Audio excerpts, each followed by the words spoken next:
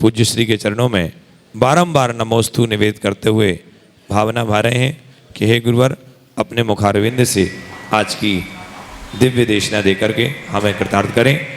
नमोस्तु गुरुदेव, नमोस्तु गुरुदेव, नमोस्तु गुरुदेव। ओम नमः सिद्धेभ्यः।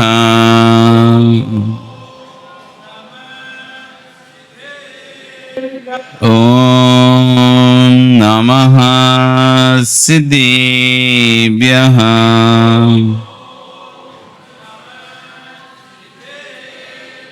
ओम नमः सिद्धेभ्यः।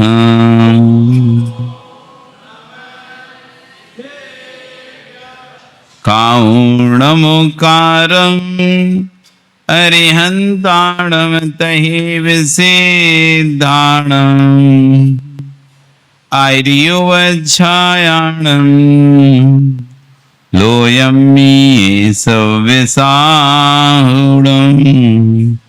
नमो अरिहन्ताणं नमो सिद्धाणं नमो आर्याणं नमो वच्छायाणं नमो लोये सव्यसाहुणं।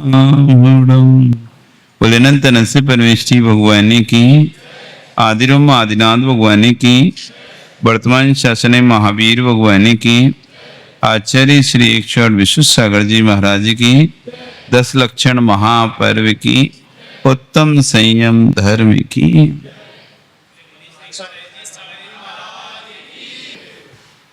भवबंधु, वर्तमान शासन नहीं, वर्धमान स्वामी के शासन में तीर्थंकर प्रभु की चरण निश्रा में बैठकर हम सभी जिन देशना का श्रवण कर रहे हैं।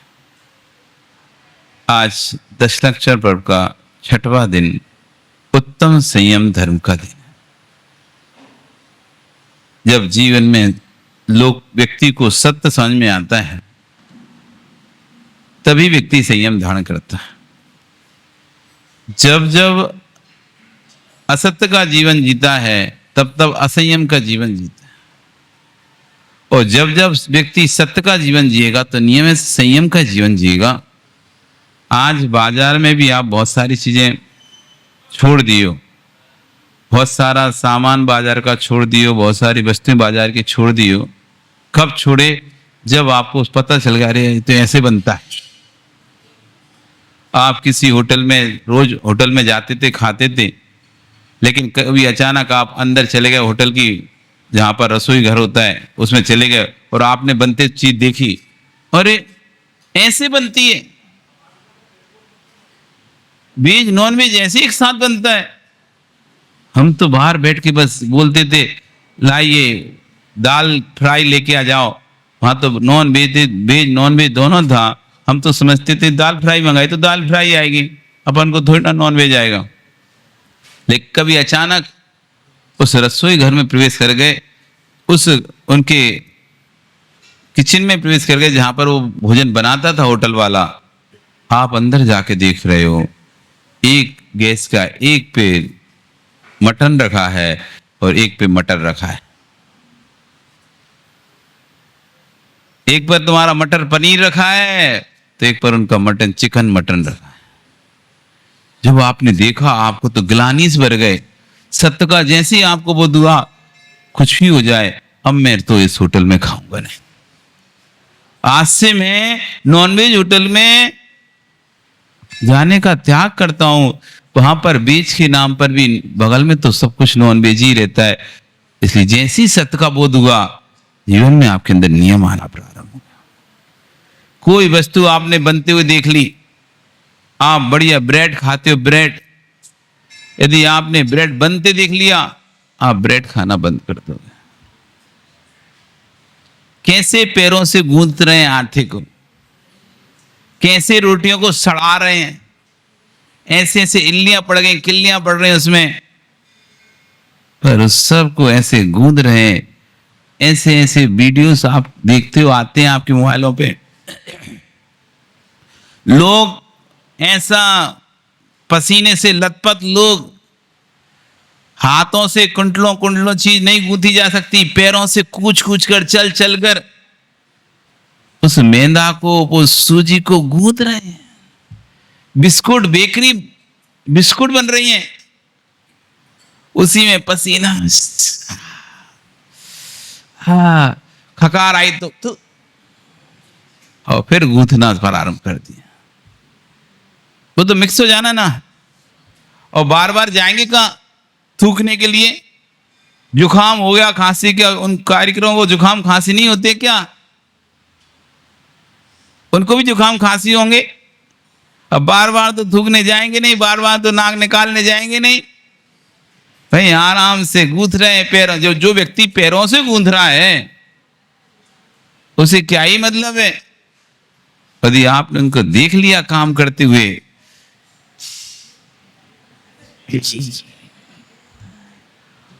अच्छा बताओ, ऐसा किसी को तुमने देख लिया करते हुए, आपको कितनी भी प्रिय वस्तु है, आपको कितनी भी प्रिय वस्तु है, लेकिन जैसे आपने उसकी बनने की प्रक्रिया को देखा, हाँ,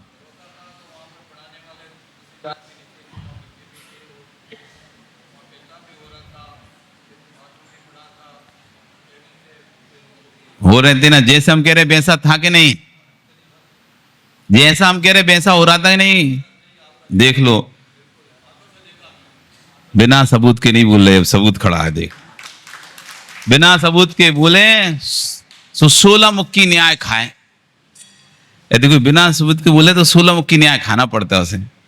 एक बार क्या हुआ, एक व्यक्ति मालवा से गया निवाड़, जहां पर मिर्चियां, जहां पर मालवा में होती है, मालवा में तो रहता है गेहूं चने का ढेर, निवाड़ में होती है मिर्चियां।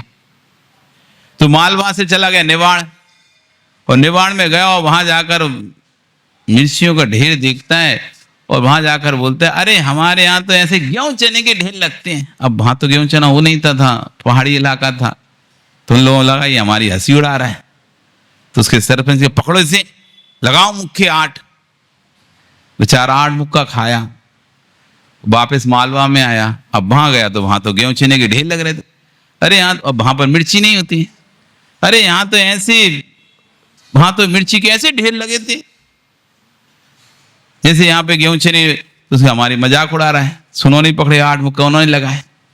तो बिना सबूत के जो बोले 16 मुक्का खाए। तो ऊपर ने सबूत सामने खड़ा कर दिया, वो देख के आए खुद अपनी सगी आंखों से, देखा ना अपनी आंखों से, हनुमान जी ने खुद देखा कि कैसे वो पापड़ बना रहे हैं। 100 कुंटल बेसन को आटे के, दाल के आटे को सब मिला के वो पैरों से खूश रहे, पसीना, नाक, खकार सब थू ताक के मिला, तभी तो टेस्ट आएगा ना। ऐसे कैसे टेस्ट आ जाएगा? घर के पापड़ में उतना टेस्ट नहीं आता ना जितना बाजार के पापड़ में टेस्ट आता है। बाजार पापड़ में कुछ ज्यादा टेस्ट आता ही नहीं आता आपको, सही बताओ। जितना टेस्ट बाजार के भोजन में आता है उतना टेस्ट घर के भोजन में आता है क्या? है? उसमें ज्यादा तड़का रहता है, ज्यादा मजा रहता है, कुरकुरापन ज्यादा रहता है, क्योंकि उसमें सब कुछ मिला रहता है ना। तो जब हम यदि किसी वस्तु को, उन्होंने कहा कि मैंने पापड़ देखा, उस वक्त मैंने कभी पापड़ नहीं खाया बाजार का, और ना कभी किसी को बोलूंगा। जैसे ही सत्य का बोध होता है, जीवन में संयम प्रारंभ हो जाता है। जब तक सत्य का बोध नहीं है तब तक असंयम है। इसलिए क्रम देखो, कसाए गई, 4 कसाए गई तो सत्व आया, और जब सत्य आया तभी संयम आया। सत्य नहीं आता तो संयम भी नहीं आता। असंयम के दिन, असमंजस के दिन है, क्या करूं क्या करूं क्या करूं। संयम के जिस सामंजस्य के दिन है, असंयम के जिस दिन असमंजस के दिन है, और संयम के दिन सामंजस्य के दिन है। असंयम के दिन वेदना के दिन है, तो संयम के दिन अनुभूति के दिन है, आनंद के दिन है। जैसे जैसे जीवन में संयम बढ़ता है, वैसे वैसे सुख और शांति जीवन में आती जाती है। आप ललित विश्वास रखो, आप अभी 2 समय भोजन करते हो क्या? कितने समय भोजन करते हो? अभी नहीं, वैसे नॉर्मल 2 बार भोजन करते हो। आपको दूसरी बार भोजन की चिंता होने लगती है जैसे ही शाम को 4 बजता है। रात में तो नहीं खाते होगे, दिन में ही खाना है, तो 4 बजे के बाद आपको विकल्प होने लगते नहीं, जाना है, जाना है, घर जाना है, घर जाना है, घर जाना है। यदि तुम सभा में ही बैठे हो, दुकान में भी बैठे हो, मित्र के घर पे कहीं भी बैठे हो, जैसे घड़ी में 4 बजे, 4:30 बजे, 5 बजे, जैसे जैसे समय बढ़ेगा वैसे वैसे अंदर में विकल्प बढ़ेगा कि नहीं बढ़ेगा। आप किसी सभा में बैठे हो और सभा लंबी खिंच रही है, 5 हो रहा है, जिनको रात में खाना होने तो कोई टेंशन है ही नहीं है, फिर तो मस्त बैठे मस्त बैठे खा लेंगे, रात में कहीं हो जाए। जिनका रात का त्याग है और समय हो रहा है और भोजन करना है, तो बताओ विकल्प होंगे कि नहीं होंगे? घड़ी देखते रहोगे, क्या करूं, वो बीच में से उठूं कि नहीं उठूं, फिर भोजन छूट जाएगा, बीच में से उठता हूं तो सभा की अभिमानना होगी, ना उठ सकता ना भोजन छोड़ सकता। अब ऐसे में करूं क्या? असमंजस होता है। और वहीं तुमने यदि संयम ले लिया होता, आज मेरा एक आसन है, आज मैं एक ही बार भोजन करूंगा, अब बताओ समय कितना भी बढ़ रहा होता, तुम्हारे अंदर विकल्प आते क्या? कितना अच्छा प्रोग्राम चल रहा हो, लेकिन जैसे ही एक बार विकल्प आया भोजन का, वो प्रोग्राम नहीं सुहारा आपको। कितना ही अच्छा प्रवचन चल रहा हो, लेकिन एक बार विकल्प आ गया भोजन का कि जाना है, घर पे भोजन करने जाना है, माताओ कितना भी अच्छा चल रहा हो, कितना भी सुंदर प्रवचन हो रहा होगा, लेकिन आपके पल्ले नहीं पड़ेगा, क्योंकि आपके अंदर विकल्प बना है, मुझे शाम का भोजन करना है, रात हो रही है, राहत हो रही है, राहत हो रही है। और आपने एकासन का नियम लिया था, संयम का नियम लिया था, क्या आज एकासन है जी मेरा, अब रात क्या कुछ भी हो रहा हो, आप तो शांति से प्रवचन सुनते और उस प्रवचन के शब्दों के भावों की अनुभूति लेते कि नहीं लेते?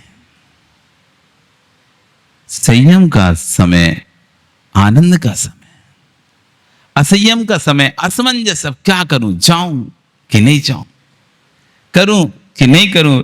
आश्चर्य करे, असंयम भाव होने से के पहले जीवन में कष्ट होता है, असंयम में लीन होते होते कष्ट होता है, और असंयम सेवन के बाद पश्चाताप के कारण से दुखी होता है। पहले तो असंयम के लिए शादी नहीं हो रही, वो बड़ा परेशान हो रहा है व्यक्ति, शादी के लिए परेशान हो रहा है, इधर उधर भटक रहा है, सब जगह भटक रहा है, जैसे तैसे कहीं नहीं हो रही थी तो चलो कोई मिल रही है तो कोई भी जाति उठा लाया, अब कोई तो मिली, नहीं मिल रही है तो सिविल नहीं मिलने से अच्छा कोई मिल गई, तो जो मिल गई वो ले आए। अब ले तो आए, पहले नहीं मिले इसका तो अब लाने के बाद हो रही लड़ाई झगड़े, अब फिर दुख, फिर उसके बाद सामने वाला भाग गया, अब पश्चाताप का दुख। असंयम के पहले का दुख, भोगों को भोगते समय दुख, किसान वाला तो बीमार है, वो तो है ही नहीं स्वास्थ्य उसका ठीक, अब लाके रख लिया, अब कुछ काम का ही नहीं, फिर उसके बाद चला गया, उसका बाद फिर दुख, पर काय को हमने कर ली शादी, हे भगवान करते नहीं इससे अच्छा, वैसे ही ठीक थे।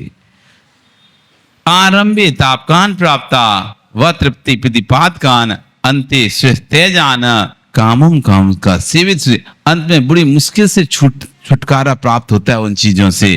पहले तो प्राप्त करने में लगे थे मेहनत, अब डिवोर्स में लगे मेहनत करने, कैसे छूट जाए, कैसे छुटकारा मिल जाए, कैसे वकील से कह रहे हैं भैया कुछ भी कर लो, कुछ भी करके हमें अमुक व्यक्ति से छुटकारा दिला दो। क्यों यशपाल, आते होंगे कैसे नहीं आते, कि कुछ भी करो, कितने भी पैसा लग जाए, लेकिन अब छुटकारा दिला दो। पहले लग रहा था कितने ही पैसा लग जाए, एक लड़की दिलवा दो हमको, हम बढ़िया से शादी, बस ब्याह हो जाए। उसका पिता कहता था अरे कुछ भी पैसा लगेगा मैं खर्चा करूं, जितना लगेगा, बस शादी होना चाहिए बेटे की। अब बेटे की शादी को बाद में स्थिति बन गई, अब वो पिता कह रहा है वकील से जितना पैसा लगेगा उतना पैसा देगा, लेकिन डिवोर्स करा के दो।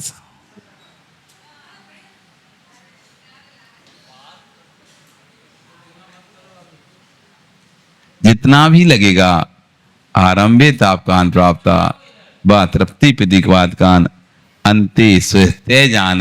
बड़ी मुश्किल से ऐसे भोगों को कौन भोगेगा।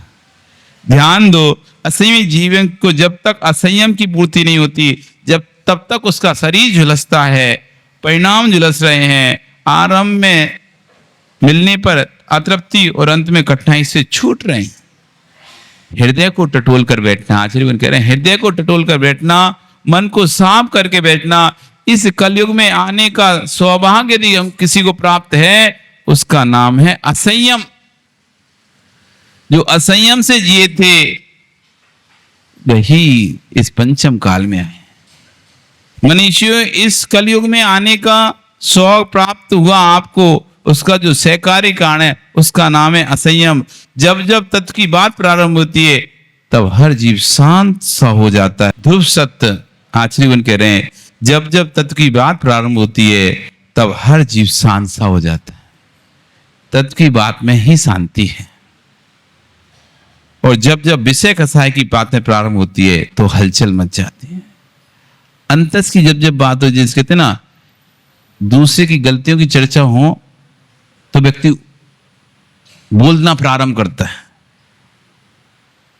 कसाय भड़कती। दूसरी गलतियां जब दिखती हैं तो कसाय भड़कती हैं और हाँ हाँ ऐसा किया था, ऐसा होना चाहिए, वैसा होना चाहिए, वैसा होना चाहिए। जब निज की गलती दिखती है चुपचाप बैठ जाता है, फिर नहीं बोलता कि ऐसी सजा मिलना चाहिए। जब जब दूसरों की गलतियां दिखती हैं तब तक क्या होता है, ऐसी सजा मिलना चाहिए। और जब निज तत्व की चर्चा, स्वयं की गलतियों की चर्चा होती है तब व्यक्ति शांत हो जाता है। भैया कोई बात ना करो इस विषय पे। तो जब जब निज की चर्चाएं होती हैं तब तब व्यक्ति शांत होता है। आचार्य इसलिए आज अपन को हृदय को टटोल के बैठना है कि कितना संयम मेरे जीवन में है, मैं संयम कितना आज तक धारण कर पाया हूं, कितना संयम में जीवन जी पाता हूं। सुबह असंयम, दोपहर में संयम, शाम को संयम, रात में संयम, पूरा 24 घंटे ही असंयम। इतना अभागा हूं कि वस्तु मेरे पास है तब भी मैं संयम धारण नहीं कर पा रहा। इतना ही संयम कर लूं, दिन में मैथुन का त्याग कर दूं, विवाह मैथुन, दिन में असंयम का त्याग करूं। इतना ही संयम कर लूं, महीने में 15 दिन असंयम का त्याग कर दूं।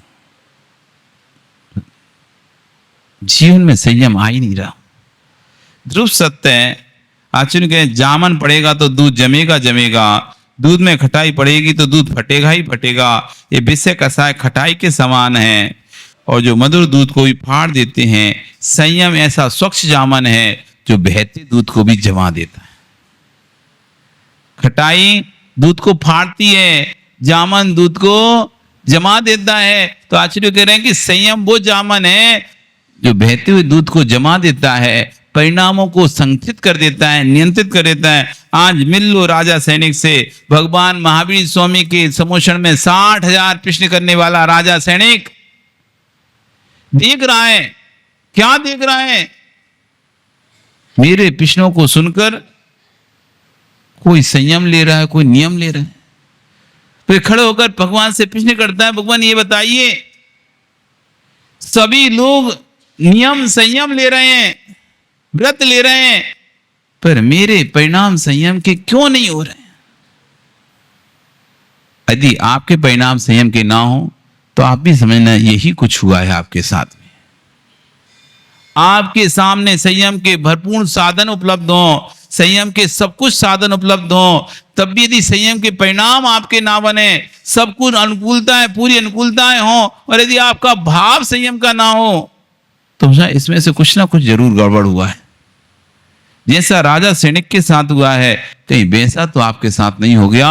राजा सैनिक खड़ा होकर हे नाथ, हे प्रभु, हे भगवान। सभी लोग प्रश्नों को सुनकर नियम व्रत संयम ले रहे हैं। कोई अणुव्रत ले रहा है, कोई महाव्रत ले रहा है, कोई एक व्रत ले रहा है, कोई कई व्रत ले रहा है, पर हे प्रभु मेरे परिणाम संयम के क्यों नहीं हो रहे?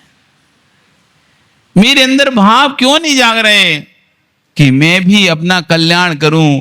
इतना सुनने के बाद भी 60,000 प्रश्न पूछना कोई मामूली बात है क्या? अभी भगवान के समोषण में सोचो कितना ज्ञानी जीव होगा। आज क्यों लोग लंबे समय तक व्रतों को लेकर बैठे हुए हैं? प्रवचन करने जाते हैं पर्युषण में, संयम के दिन पर संयम के प्रवचन भी करते होंगे, लेकिन आज तक वो संयमी नहीं बन पाए, महावृत्ति नहीं बन पाए, व्रति नहीं बन पाए, महावृत्ति नहीं बन पाए। इतना प्रवचन सुना चुके होंगे, कितना प्रवचन सुना चुके होंगे, कितने जीवों को सुधार चुके होंगे, लेकिन स्वयं के जीवन में संयम बढ़ ही नहीं पाया। 25-25 साल से 20-20 साल से ब्रह्मचारी बने बैठे। ब्रह्मचारी बनने के लिए ब्रह्मचारी नहीं बने थे, वो महावृत्ति बनने के लिए ब्रह्मचारी बने थे। कोई घर छोड़ने के लिए घर नहीं छोड़ता, वृत्ति बनने के लिए, महावृत्ति बनने के लिए घर छोड़ता है। तो जो आज 20-20, 25-25 साल से ब्रह्मचारी हैं, उनसे पूछा जाए तुमने जब घर छोड़ा तो उसमें क्या भाव थे तुम्हारे? वे खुद कहेंगे उससे हमारे मोक्ष मार्ग पर आगे बढ़ने के भाव थे। तुम तो इतने समझदार हो, मोक्ष मार्ग पर आगे बढ़ने के 20 साल हो गए, अब तो आपको मोक्ष मार्ग पर आगे बढ़ने का भाव क्यों नहीं आ रहा? तुम घर से तो यही कह के निकले थे, हम मोक्ष मार्ग पर आगे बढ़ना चाहेंगे, हम मुनि बनना चाहते हैं, लेकिन जब से अब ब्रह्मचारी बने क्यों बैठे? अब परिणाम क्यों नहीं आ रहे इनके कि अब हम दूसरों को, तो कितने लोगों को उनके प्रवचन सुन के कई लोग मुनि बन गए होंगे। ऐसा नहीं समझना कि सिर्फ महाराजों के प्रवचन सुन के लोगों के अंदर बैराग आता है। श्रावकों की बातें भी सुनकर अच्छी लगती हैं तो बैराग आ जाता है। ब्रह्मचारियों की जो आते हैं उनकी बातें सुनकर लोगों को लगता ही नहीं मुझे ये छोड़ना चाहिए, वो त्याग कर देते व्यक्ति। कई बार आपने बहुत सारे नियम ऐसे लिए कि पर्युषण में दीदी आई थी, भैया जी आए थे, उन्होंने ऐसे बताया था, तब से हमने वो चीज छोड़ दी। ऐसा हुआ कि नहीं हुआ? कई बार हुआ। कई विधि आप बदल लेते हो, कई विधियां आपकी चलती हैं, लेकिन कोई पर्युषण में कोई ब्रह्मचारी आता है, कोई ब्रह्मचारी नहीं आते हैं, वो आपको होता है नहीं ऐसी विधि लो, गंधोदक को ऐसे लो, अच्छा ऐसे लगाओ, सिर से लगाओ कि आंख से लगाओ कि कान से लगाओ, मुंह से लगाओ, छाती से लगाओ, पीठ से लगाओ, सीने से लगाओ। तो जैसा भी बताते हैं आप वैसा फिर चालू कर देते हो। पहले किसी और प्रकार से करते थे, फिर उन्होंने आके ऐसी ऐसी विधि बताई तो आप वैसा वैसा चालू कर दिए। तो ऐसा नहीं कि उनका प्रभाव नहीं पड़ता आपके ऊपर, उनका प्रभाव भी आपके ऊपर पड़ता है और उनके माध्यम से भी आप संयम की ओर आगे बढ़ते हो। बहुत सी माताएं तो ब्रह्मचारिणी दी भैया जी के माध्यम से उनके सुनकर ये 16 कांड के व्रत ले लेती हैं, कोई 64 रिद्धि के उपवास ले लेती हैं, कोई किसी के उपवास करते नहीं करते आप उपवास, व्रत संयम ले लेते नहीं लेते। संयम आए ब्रह्मा भैया जी, उन्होंने अच्छा प्रवचन किया, प्रवक्ता थे और आप प्रभावित हुए, ठीक है आज से हम भी 4 शुद्धि के व्रत ग्रहण करेंगे, हम ये नियम लेंगे, हम भी वो नियम लेंगे। तो ऐसा नहीं कि उनके वक्तव्य को सुनकर आप प्रभावित नहीं होते, बिल्कुल प्रभावित होते हो और संयम भी धारण करते हो। वे स्वयं संयम की भावना तो बताते हैं लेकिन स्वयं संयम नहीं ले पाते। 20 साल हो गए, क्यों नहीं बढ़ रहे आगे? अब बढ़ने का भाव ही नहीं हो रहा। यदि उनसे पूछा जाएगा वो भी यही सत्य बोलेंगे, अब तो हमें इसी में ही आनंद आने लगा है, मस्त लगता है, फ्लाइट में घूमो, देश घूमो, विदेश घूमो और साधु से ज्यादा मजे हैं। साधु बन जाएंगे तो क्या है, पीछे कंडल मिल जाएगा, पैदल पैदल घूमना पड़ेगा, पांव पांव चलना पड़ेगा, गांव गली गली घूमना पड़ेगा, फिर लोगों की अलग सुनना पड़ेगा। ये तो मजे हैं। अच्छा मस्त खाओ, मस्त पहनो और मस्त फ्लाइट में घूमो, कोई दिक्कत नहीं है। इधर से समाज ने टिकट करा दी, उधर से समाज ने टिकट करा दी और फिर नोट पानी सब व्यवस्था क्या ही करना है। बढ़िया धर्म ध्यान हो रहा है, भाषा ये हो गई। अब क्या साधु बन के क्या मिल जाएगा? देखो वो साधु लड़ते फिर लड़ रहे हैं, वो साधु में क्लेश हो रहा है, उनमें क्लेश हो रहा है, कुछ नहीं है साधु माधु बनने में। जब घर से निकले तब क्या भाषा आती? नहीं हमको मुनि बनना है, गुरु के पास गए, व्रत ग्रहण किया होगा, जिस दिन उन दिन भावना भाई होगी, महाराज श्री मुझे संयम दो, व्रत दो, महाव्रत दो, हमको दीक्षा दो। लेकिन गुरु ने कहा होगा नहीं नहीं, अभी रुको, आप अभी आजीवन ब्रह्मचर्य व्रत ले लो। सुव्रत ले लिए, वो कई दिनों तक प्रयास भी किया होगा, नहीं हुआ सफल। धीरे धीरे धीरे धीरे अपना मठ बना लिया, उस मठ में रहने लगे, ओ मस्त हो गए। अब तो और ये कहते हैं अरे साधु बन के कोई सुखी नहीं है, हम देखिए सब बहुत देख लिया हम। अब भाषा कैसी है, कोई सुखी नहीं है, इससे अच्छे तो हम हैं सुखी। देखो मस्त रहते हैं, किसी से मतलब नहीं रखते। ये भाव तुम्हारे संयम के प्रति बन क्यों नहीं रहे?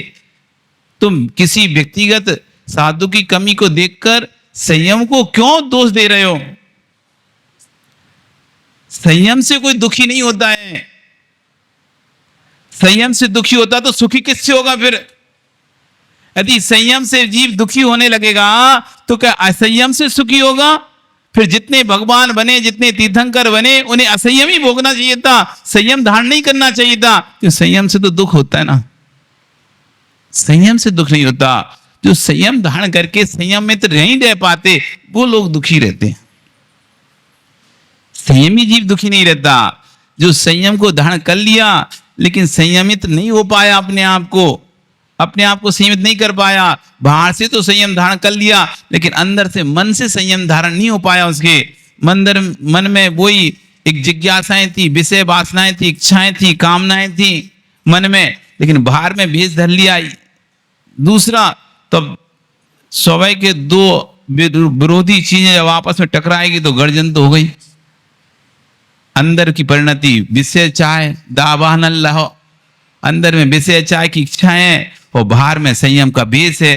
तब इससे तो वो विषय इच्छाएं पूरी हो नहीं सकती, इसलिए वो जीव दुखी हो रहा है। लेकिन जिसने संयम का भेष है और मन भी संयमित है, ऐसा जीव कभी दुखी नहीं हो सकता। उससे ज्यादा सुखी कोई जीव नहीं है जिसका मन और शरीर दोनों संयमित है। संयम पर तो सुरनाथ जजे हैं। ये वो संयम है जिस पर स्वर्ग के नाथ सौदर इंद्र भी बलिहारी होता है। वो अपने सुख को भी तुच्छ समझता है संयम के आगे। इस संयम में दुख नहीं है।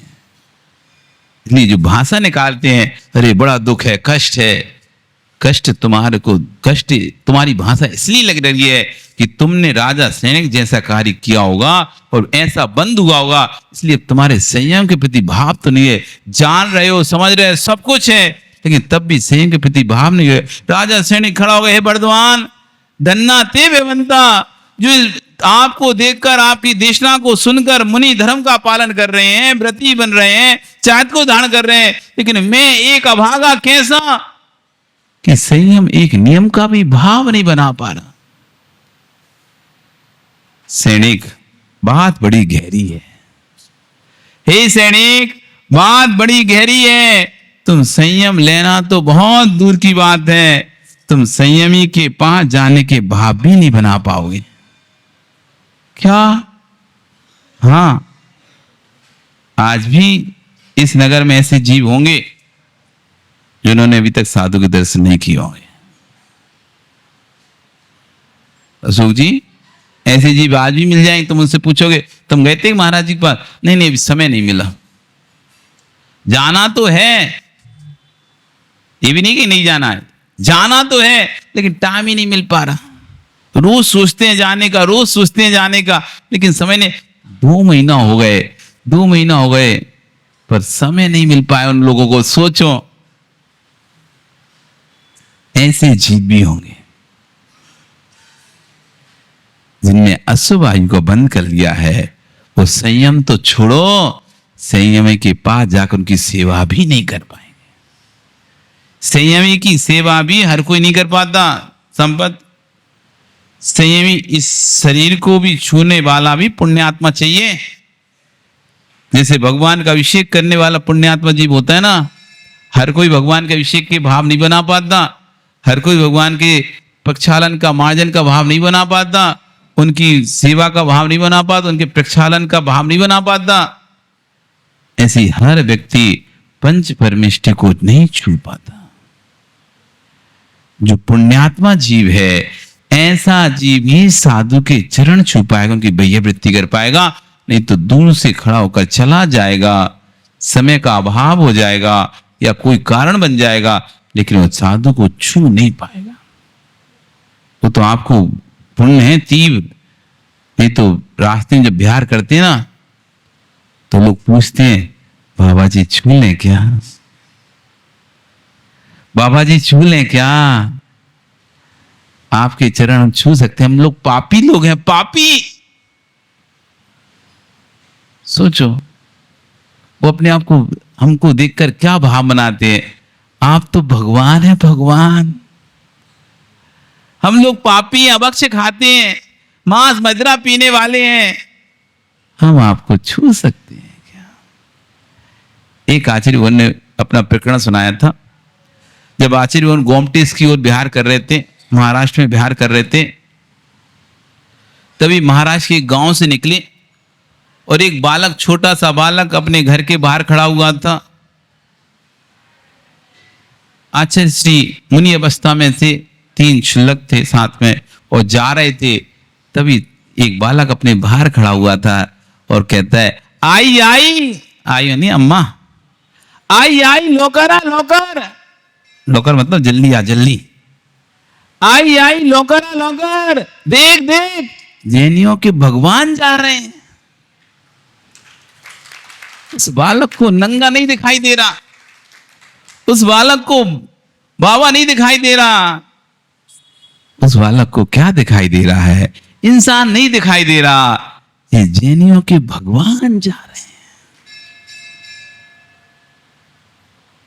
ये जैनियों के भगवान है, भगवान चलते फिरते भगवान है।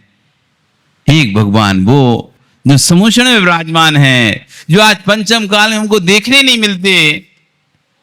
एक भगवान वो है जो मंदिर में पितवा के रूप में, अचेतन रूप में है, जहां हमने संस्कार करे हैं।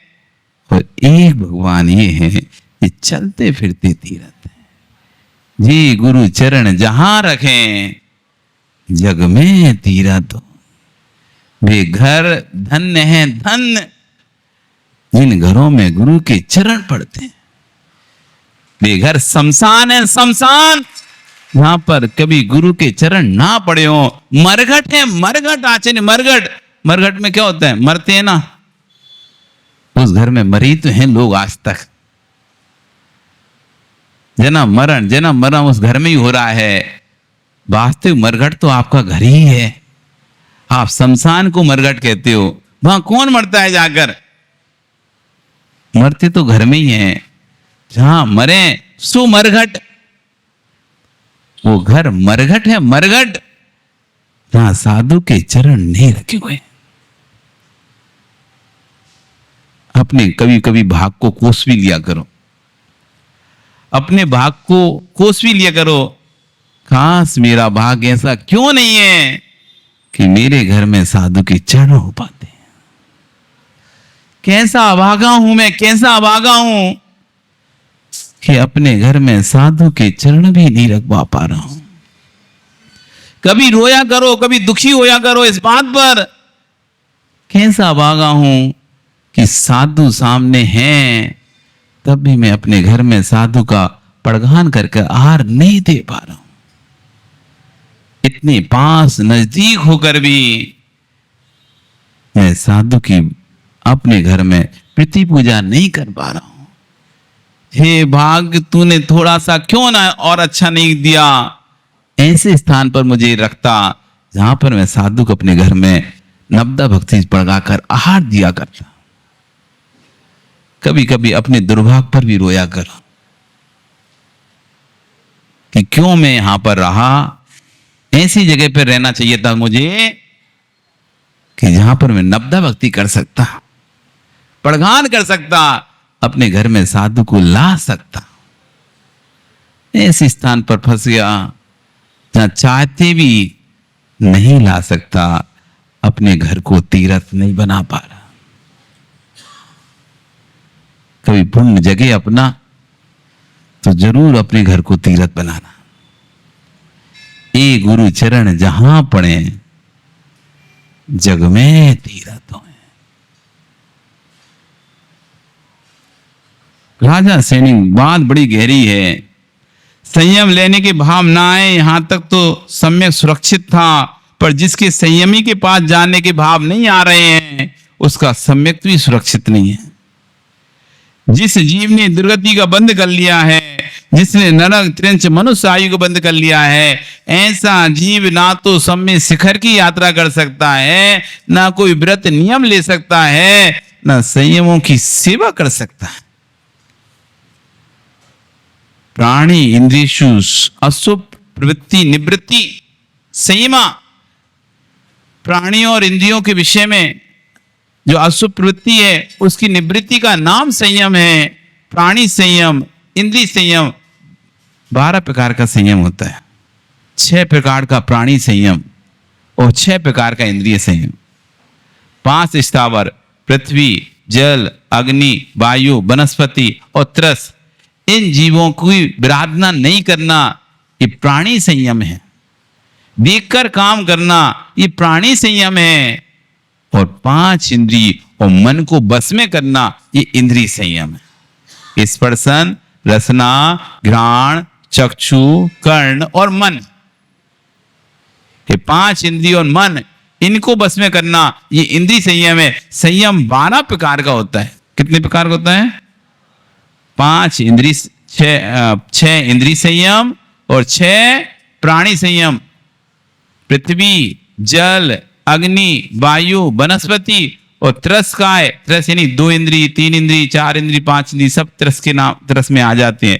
5 स्थावर और 1 त्रस, ऐसे 6 प्राणी संयम के भेद हैं। और 6 इंद्रिय, 5 इंद्रियां और 1 मन, ऐसे 6 इंद्रिय से 12 संयम होते हैं। कितने होते हैं? 12 प्रकार के संयम का पालन करना चाहिए।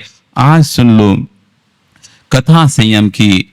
इंद्रिय संयम, चींटियां डस रही हैं, मृत सर्प दुर्गंध दे रहा है, फिर भी घ्राण इंद्रिय विचलित नहीं हो रही है। आज एक चूहा सड़ जाए तो कैसे भागते हैं अपन। अभी देखो ना, धुआं हुआ तो अपने को बेचैनी होने लगी ना, अपन नहीं रह पाए सही में। तो पर सोचो मुझराज की आप संयम को जीना है ना, तो कल्पना करो कि मुझराज ध्यान में बैठे हैं, राजा सैनिक में क्रोध के आवेश में, कसाय के आवेश में, और मुझराज के गले में मरा हुआ सर्प डाल दिया। अब सोचो एक सर्प कितनी दुर्गंध दे रहा होगा। सड़ने के बाद जीव कैसे दुर्गंध देता है। हम 1 मिनट उस स्थान पर नहीं खड़े हो पाते। यदि रास्ते में कोई गाय, भैंस, बैल मरी पड़ा होता है, हम भागते हैं, दौड़ते हैं, बहुत दुर्गंध आ रही है। और जिसके गले में ही मरा सर्प डाल दिया गया हो, कैसे सहन कर रहे होंगे। घ्राण इंद्रिय संयम, दुर्गंध पर भी रोष नहीं आ रहा। फिर ऊपर से चींटियां लग गई और चींटियां शरीर को नों खा रही हैं, गड्ढे कर रही हैं। पूरे शरीर में एक चींटी शरीर पे चढ़ जाए और चिपक जाए, आप देखो कितना दर्द होता है, कितनी पीड़ा होती है। चींटी काटी कभी आपको? आप सोचे मच्छर की वेदना सहन नहीं कर पाते, जैसे मच्छर काटता फट से मार डालते हैं। वो तो बेचारा 1 बूंद खून पिया था आपका, और आपने तो उसका पूरा जीवन ही ले लिया। उसने तो कितना पिया होगा, हनुमान जी कितना पिएगा एक मच्छर खून? 1 बूंद खून पिया।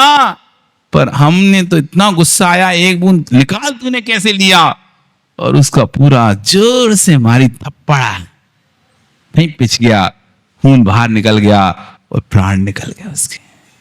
एक खून के बदले में पूरा जीवन उसका ले लिया हमने। हम एक सहन नहीं करते। धन्य मुझराज देखो, गले में सर पड़ा है, चींटियां काट रही हैं पूरे शरीर को, मांस बाहर निकल रहा है, तभी शांति से सहन कर रहे हैं। 1 घंटे नहीं, 2 घंटे नहीं, 3 घंटे नहीं, 24 घंटे नहीं, 40 घंटे नहीं, 60 घंटे नहीं, पूरे 72 घंटों तक, 3 दिन तक। यहां तो 1 मिनट रहना मुश्किल होता है दुर्गंध में। 72 घंटे तक वो सर पड़ा रहा और चींटियां काटती रही, तब भी अपने स्थान को छोड़कर नहीं गए। ये है संयम, ये है संयम। हम तो बस कहते उत्तम संयम धर्म कीजिए, कोई तो संयम का भाव वासना नहीं। ये है नियंत्रण। अपनी स्पर्शन इंद्री पर नियंत्रण, अपनी घ्राण इंद्री पर नियंत्रण।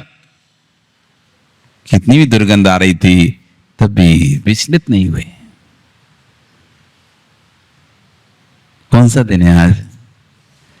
चलो संयम का दिन है आज। क्या संयम लेंगे? इतना ही संयम ले लो। कोई जीव अजी काट भी रहा होगा, हम सहन करेंगे, करेंगे सहन, मारेंगे नहीं, उसके प्राण नहीं लेंगे। क्या लोगे आज संयम के दिन? कुछ तो लेके जाओ। अरे मेले में जाते हो ऋषभ, मेले में जाते हैं तो कुछ तो खरीद के जाते हैं ना। अब मेले में गए, कुछ तो खरीद के गए। आज आप संयम के मेले में आए हो, एक आध नियम, एक आध व्रत, एक संयम जरूर आज संयम के दिन लेके जाना।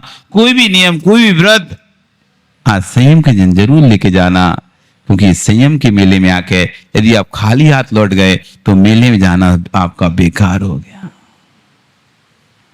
इस संयम का दिन है। समय तो बहुत हो गया है, कहना तो बहुत कुछ है, लेकिन नहीं कहना ही संयम है। कहना तो बहुत कुछ है, लेकिन नहीं कहना ही संयम है। इसलिए अपनी वाणी को विराम देते हैं। कल फिर आओगे, पर्या रही तो फिर और चर्चा करेंगे। रात्रि कालीन सायकालीन सभा में फिर चर्चा करेंगे। बोली भगवान महावीर स्वामी की। बोले परम पूज्य मुनि श्री अरिजीत